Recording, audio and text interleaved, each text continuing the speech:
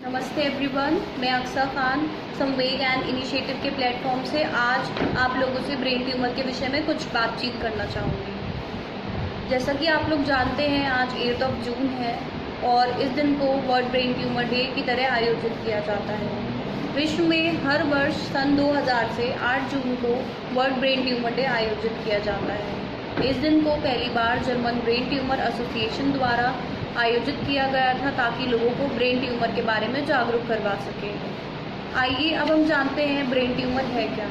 ये जानने से पहले हमें ये पता होना चाहिए कि ट्यूमर क्या है। ट्यूमर असामान्य कोशिकाओं का एक समूह है जो हमारे शरीर के किसी भी हिस्से में गांठ के रूप में विकसित हो जाता है। ये हमारे शरीर की अरबों कोशिकाओं में से किसी एक कोशिका में विकसित होता है। ऐसे ही हमारे मस्तिष्क की असामान्य कोशिकाओं में से जो भी कोशिका का समूह गांठ के रूप में बन जाता है उसको हम ब्रेन ट्यूमर कहते हैं। लोग ब्रेन ट्यूमर को कैंसर से जोड़ते हैं, हालांकि हर ट्यूमर कैंसर नहीं होता, लेकिन फिर भी ये बहुत घातक होता है।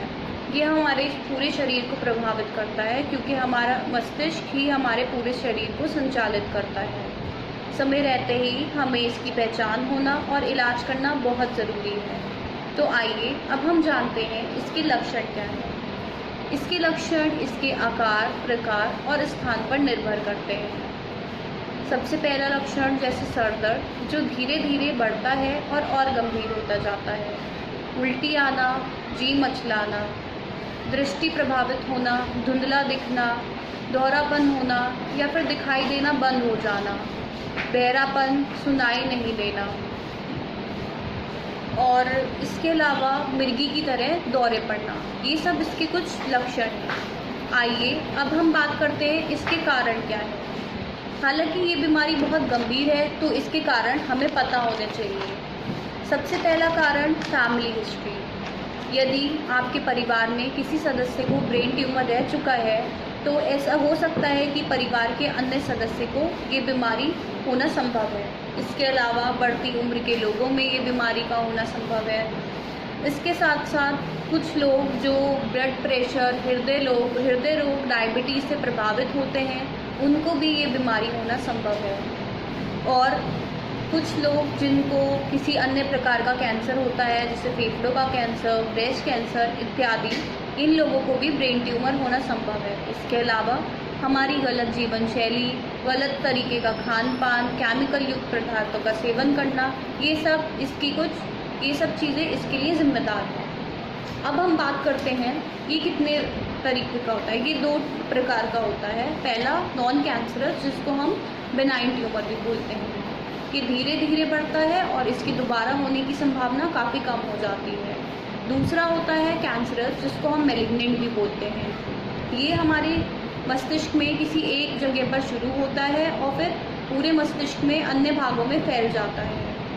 ये शरीर के किसी और भाग में शुरू होकर भी मस्तिष्क में फैल सकता है।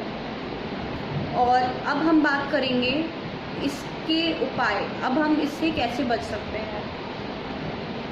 ब्रेन ट्यूमर काफ़ी गंभीर समस्या है। इसका अंदाज़ा इस बात से लगाया जा सकता है कि एक समाचार पत्र के अनुसार हर वर्ष 2500 से ज़्यादा बच्चे ब्रेन ट्यूमर से पीड़ित पाए जाते हैं। ऐसे ही हर वर्ष 40,000 से 50,000 लोग ब्रेन ट्यूमर से पीड़ित होते हैं। इसके लिए हम बायोप्सी करवाते हैं, जिससे हमें पता चल जाता है कि ये हमारे शरीर में किस स्थान पर फैल चुका है।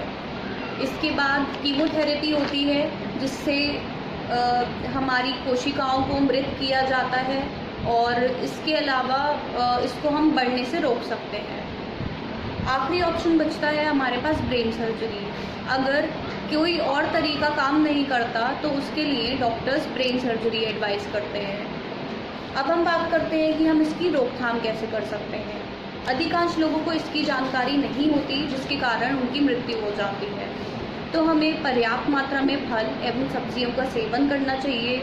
हमें विटामिन्स और प्रोटीन्स वाली सब्जियां खाने में सेवन करना चाहिए, जैसे विटामिन ए, सी, के, ये वाली सब्जियों को हमें अपने डाइट में शामिल करना चाहिए। इसके अलावा हम तंबाकू का सेवन ना करें, वज़न को नियंत्रित रखें, एक्सरसाइज करें, पैदल चलें, साइकिलिंग करें, योगा करें। ये सब इसके लिए बहुत लाभदायक है।